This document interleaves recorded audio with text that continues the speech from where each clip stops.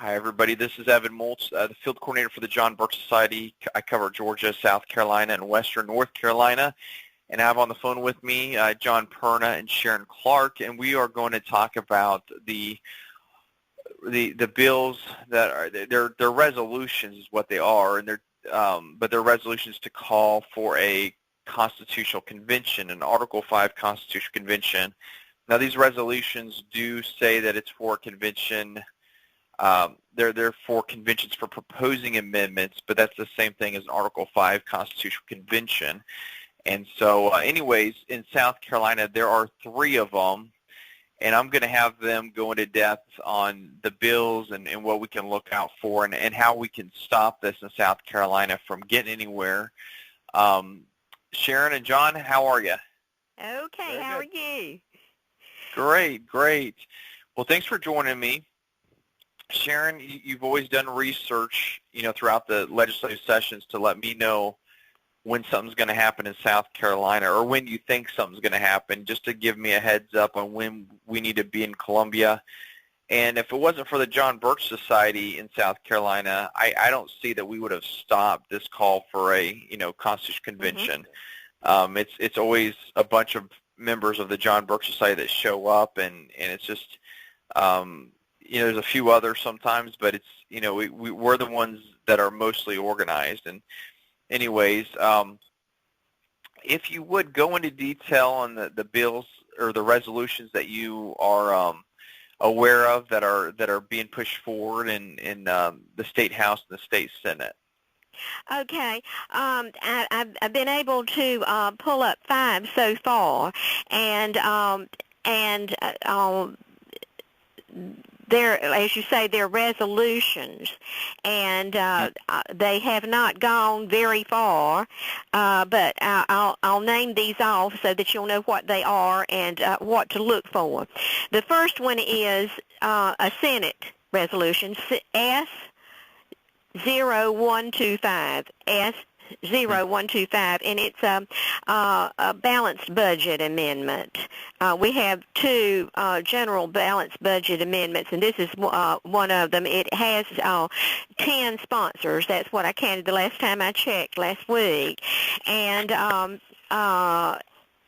then I'll just name these off. It really doesn't matter what these bills say or how they're worded or what they call for, because the fact of the matter is this is such a dangerous thing that once this leaves, this leaves the state legislature and a call for a constitutional convention does go to the Congress, then what little South Carolina, anything can happen. Out of 8, yeah, right. Won't matter very much. When the People's Republic of California, New Jersey, and New York and Massachusetts may have completely different ideas about what they want from a convention. But anyway, moving on, we have a House bill, H3017. It is also a BBA, Balanced Budget Amendment. It has 14 sponsors, H3017. Okay. Now,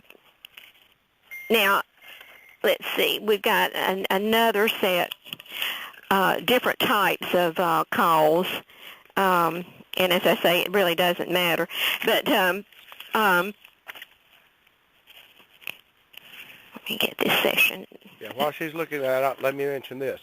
All these calls for a constitutional convention that try to tell you why we're having a constitutional convention, the reason it doesn't matter is because as soon as you call for a constitutional convention, the outcome of that convention has not been predetermined. The convention can do anything they want. If there was a predetermined outcome for the convention, there would be no need to hold a convention. Why buy plane tickets and rent hotel rooms and meeting rooms if the outcome has already been decided? They're going to tell us that they've got this very good goal, the ends justify the means, that there's a good goal. We want to protect the right to keep and bear arms. We want to stop illegal immigration. We want to limit terms. We want to balance the budget, on and on and on. but there is nothing that anyone can do to limit what a constitutional convention does. If you want to get a good idea for what a limited constitutional convention is, just go into your bank and tell them to go home that day with the doors unlocked and the vault unlocked, and put a sign out on the door that says nobody is allowed to steal this money, and see what happens. What your bankers tell you about that idea will be a good explanation for what the meaning of a limited constitutional convention is. Yes, I got a couple more here. This is what I call a multiple purpose one. It's H3125. H3125. Its purpose supposedly is to limit the power of the federal government, to impose fiscal restraints, and to limit the terms of office. And it has 30 sponsors. House Bill H3125 has 30 sponsors. I guess it's popular because of the scope of this resolution. The next one, I have two more that are terms limits resolutions. We have H3166 with 15 sponsors. H3166. You need to write down these bill numbers so you'll know what to look for. And the next one is S. It's a Senate bill. S0663. S0663. Calling for a convention of states for purpose of limiting terms of office. Okay, it has 10 sponsors. Okay. Most of these bills were pre-filed either in the House or the Senate on December 12, 2018, and referred to the Committee on the Judiciary. Then on January the 8th, the Senate introduced, or the House introduced, whichever, the resolution, and it was referred to the Committee on the Judiciary. Now, first of all, it will probably go through subcommittee, of course, and if when it goes to subcommittee, it will be more than likely, it always seems to be, the Committee on Constitutional Law, the Constitutional Laws Subcommittee of the Judiciary Committee, and that is the only time that we have public input. And when they call a meeting, this is probably the meeting that you would most want to attend, and you need to get there early just to get a seat. Sometimes there's an overflow. So you need to get there early to get a seat and to sign on if you want to speak, and usually they limit your comments to just a few minutes, sometimes as little as 2-3 minutes, and so you need to be there early. If you can't be at the meeting, the best thing to do is call the subcommittee members. And you need to be watching for these meetings, and I'll tell you how you can do that if you would like for me to explain that, Evan. Sure, go ahead. Okay, if you go into the South Carolina Legislative website, you can just Google SC Legislature, and then click on the first one, which is the website, and then you'll see the web page with the State House, the picture of the State House, and over to the far right of the web page are the listing of meetings that are taking place within the next few days or the next week or two. And it changes almost daily and in some way or other.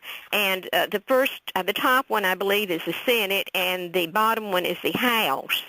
And you scroll down through the Senate, for instance, and you get to the bottom of it, and it says more, and you just click that, and then it comes up a full page, so it can be more easily read.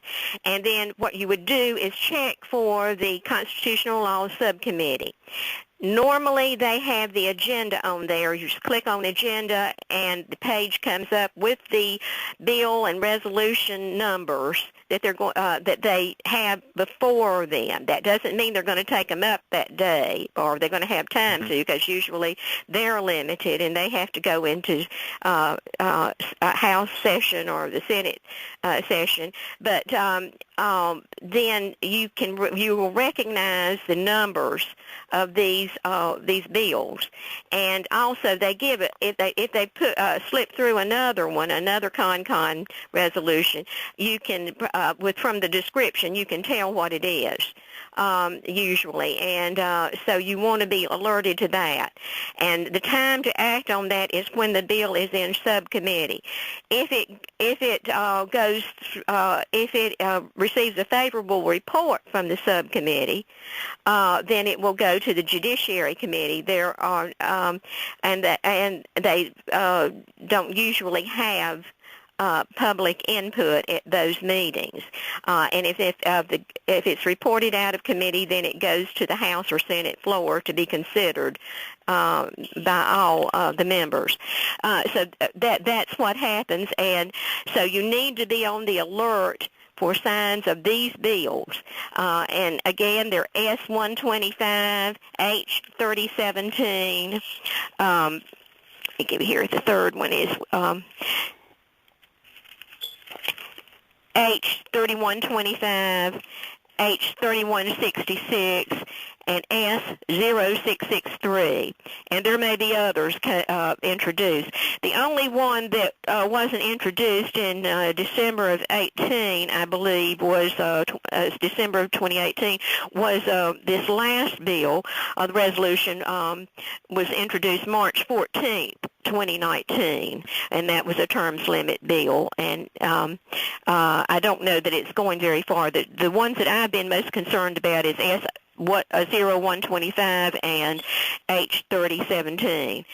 But at any rate, something we need to hammer home to these representatives and senators is, once this petition leaves our legislature and goes to Congress, it is completely and totally out of the hands of our legislators. Congress has to ask to call for a convention, and it will likely decide how delegates will be selected or appointed, and the apportionment of delegates from the various states, and when and where a convention will be held. The thing that scares me the most, and is something I can't imagine the proponents haven't considered, is a Congress that resents our efforts to limit their reckless spending might actually welcome a convention that would strip us of our Bill of Rights, making Congress all-powerful. So, as I say, it really doesn't matter what these bills call for or how good they try to make them. A constitutional convention, convention of state, or Article 5's convention is an extremely dangerous thing and should be avoided, because there are other ways of the best way that I know to get your Congress to listen is through the congressman to listen is through the ballot box. And so let's say, yeah. Go ahead.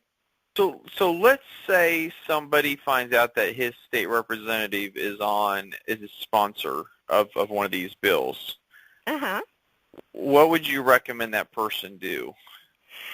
contact him and provide him with the materials that the John Birch Society provides regarding the CDs and DVDs and our literature on that. Also, if they're considering one of these resolutions right away in committee, and he happens to be on it, contact him right away and explain to him how dangerous this is, and the fact that after it leaves our legislature, it is out of their hands completely, and we're just one of his. So 57, I believe it is, when Obama. But anyway, while Obama was in office. But anyway, we're just one of many states, and they're going to be calling for something quite different from what we can imagine, I'm sure. Let me jump in here. Evan, you and I were both in the House Constitutional Law Committee when this was taken up during a previous session. And in terms of what to do, they had a whole list of speakers all set up there to speak. I gave a presentation. At the end of that presentation, there was a motion to adjourn debate. The motion was seconded. The motion was passed unanimously, and there was no more testimony taken for the whole rest of the session. And the proponents of the Constitutional Convention were dumbfounded. They couldn't tell what happened. Their Facebook pages, they were talking about whether or not it was moral to pray for God to strike me dead. But that presentation that absolutely shut this thing down for a whole session is available. I have a web page, targetfreedom.com. If you go to targetfreedom.com and put in Constitutional Convention, you'll get all the articles that I've written on this subject. One of them is the one that says, like Marie Antoinette, Constitutional Convention's promoters say, let them eat cake. And the reason for that is because the analogy that Marie Antoinette was so naive about what the real situation with the people was, that the people, when she was told that the people have no bread, she said, well, let them eat cake. She was so naive, she didn't know that when they don't have any bread, that means they also don't have any cake. But so we're being told that we can accomplish a balanced budget or whatever, which we could accomplish a balanced budget with 51% of the congressmen voting to balance the budget. And it would only take 51% of the voters in half the districts in order to get 218 congressmen that would balance the budget. But in light of that, we presented this, and it absolutely shut them down. If you go to that web page, and I can send you also an email that has the direct URL to that presentation. If you will make that presentation to your legislator, he will change his position on this. If he doesn't, it's because he's just going with the flow of pressures that are exerted that have nothing to do with rationality or reality. He might have some big money, some contributors, a block of voters, the loudest squeaky wheel that gets the grease, and all that sort of thing. But if he's basing his position on logic and he hears that presentation, he will change his position to the one that we advocate. That's right. We need to keep in mind the members of these committees when we call the members of the Constitutional Law Subcommittee, and especially if we're unable to attend a meeting. But these calls and emails do make a difference, and you more than likely will have to leave a message with an assistant who may be overly protective and wanting to know what district you're in and that sort of thing. But we just have to remind them that this senator or this representative sits on the Constitutional Law Subcommittee, and what they do make a great deal of difference to everyone in the state. And so we have to be persistent. When you pull up one of these agenda items, usually the names of the committee members, subcommittee members will appear at the top of the page. A lot of times that they will list them, and you can go from the website to get their contact information, their office information, if you want to call them or email them. But it would be best to give them a call, because they pay more attention to, I think, to those calls than the emails, because the way it's set up on the website is if you're not a constituent, I don't think you really get through. But if you call, then you can leave a message, because they are sitting on that committee. Well, we found out yesterday that Jim DeMint in 2017 was paid $140,000 by Convention of States Action. And so, those of us that saw him jump right into the Convention of States project once he was fired from Heritage, we weren't. I guess we shouldn't be surprised that he was on the payroll for the Convention of States project. What are your thoughts on that, Sharon and John? Well, do this you have is any one thoughts of the ironic situations where we have a tremendous number of former friends or friends on every other issue that are our adversaries on this issue. And the reason for that is because they give us a conservative reason for doing an outrageously left-leaning thing. Their goal is to destroy the Constitution. And they don't say that our goal is to destroy the Constitution. They say our goal is to balance the budget, which conservatives want to do, and or a variety of other different excuses. Doesn't matter what the excuses are.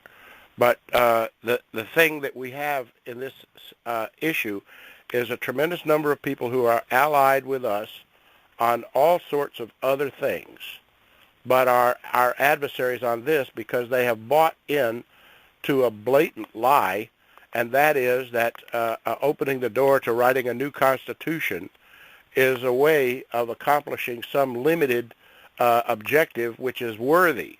Now, if you want to make one small, well-defined change, there's another part of Article 5 that you use. It's called the amendment process, where you write up exactly what change it is that you intend to make, and the only thing that is going to be coming up for consideration is whether or not we will make that change. But if you open the door to writing a whole new Constitution, you're not limiting what you're going to do to one thing. You're opening the door. There's no such thing as a constitutional convention for a balanced budget, or for limiting terms, or for protecting the right to keep and bear arms, or for stopping illegal immigration, or any of those things. There's only one kind of constitutional convention, and that's a constitutional convention for writing a new Constitution. It's kind of like if you were in your house and you heard something downstairs and you grabbed your gun and came downstairs, you found a couple of thugs there loading your valuables into boxes and bags, and you pulled out your gun and leveled it at him, and one of those thugs says, that's a very fine gun you have there, but it needs to be cleaned. Why don't you just hand it over to me, and I'll clean it for you? Or maybe I'll adjust the sights for you, or maybe I'll polish the stock. It doesn't matter. The thug says, give me your gun, and you don't care why he says, give me your gun. You say, how stupid do you think I am? But anyway, if we hand over the power of a constitutional convention to all 50 states, some of which are utterly socialist already, New York and California, Massachusetts, and so on, you're going to open the door. And, there's so many different movements for separation. There's Aztlán, the movement to create a new Spanish-speaking republic in the Southwest. There's a party for independence in Puerto Rico, a party for independence of Hawaii, a party for independence of Alaska, the American Indian movement. We in the South, we're here in two different alleged new nations. One is the Republic of New Africa, and the other is the Confederate States of America. I don't think there's ever going to be a compromise between those two factions without a shooting war. But in all of this stuff that they're presenting us about why we should have a constitutional convention, they have a certain segment of the population in each one of those excuses that has bought in to why we need to have a constitutional convention, and all of those reasons are completely fictitious, because you cannot predict the outcome of the constitutional convention in advance of what you do. You're creating the power. It's like an old joke. Where does a 600-pound gorilla sleep? Anywhere he wants. And that's the way it is with a constitutional convention. A constitutional convention is unlike every other legislative body that we have ever created in this country. If you go to the Congress, the Senate, the county council, the city council, I don't care what you're talking about, a legislative body, they operate under the authority of the Constitution. What they have to do is make laws that agree with the existing Constitution. A constitutional convention is a legislative body that operates above the Constitution and can make decisions and legislation that supersedes and overrides and changes the Constitution. That makes it incredibly dangerous. And that is the point that everybody should understand. I don't care what reason for expecting or advocating a constitutional convention they have bought into. They need to understand that they cannot limit the constitutional convention, and once it's held, everybody that goes to that convention is going to have an agenda of their own, and you're going to have all sorts of people.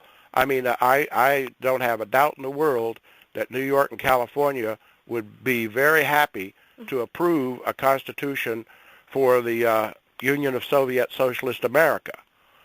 Massachusetts would probably also approve that constitution, and so would all these other movements.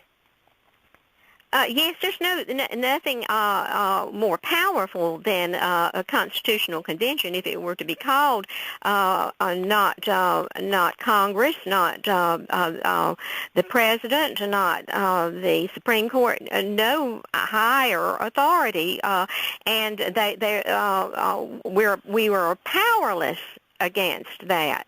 And as John points out, the proponents, actually, the people really behind this, really want us to scrap our Bill of Rights. They want to rewrite the Constitution.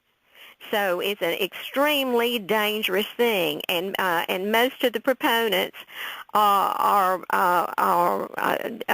citizens. They're patriotic citizens. They're just concerned about. They will do anything to get these terms limits or this balanced budget. But they're walking around with blinders on. They just don't understand the dangers, or will not listen to us. We've just got to make more people aware of this, and the best way to do that is to explain how dangerous this is. Well, Sharon and John, you provide a lot of great information for people that are listening to this, and I appreciate everything that you do. I just want you to do one more thing this year, a little bit more than usual, but Mark Meckler pulled up to the Turning Point USA event in a Lamborghini, and I think if we're going to do well this year, I need both of you to be traveling in a Lamborghini this year so we can attract more people to what we're doing. So, Sharon, if you would just have John buy a Lamborghini and let me drive it when I come to Columbia, that's all I'm asking. It's a small request, okay? I think if I had enough money to buy a Lamborghini, I'd give it to the John Bircher Society. Hey, I like that idea. I started man. My own debts that have got me up against the wall. All right. Well, thank you. 50 states, and I apologize. I keep thinking Obama-wise. Yeah. Oh, that was fun. I 7 states. Yeah. Yeah, people are well aware of what you meant. So, anyways, thanks so much. Islamic states. Yeah. That's what Obama had in his head. There you go. There you go. Well, thanks so much, everybody, for listening to this. If this is your first time to listen to an episode on our Bircher podcast, please listen to the others. Make sure to share as many episodes as you can. This is one of the ways we educate others. And thank you so much for listening today. And once again, John, Sharon, thanks so much for doing what you do and for joining us. Thank you, Evan. Thank you. All right. Bye, everybody. Bye. Bye-bye.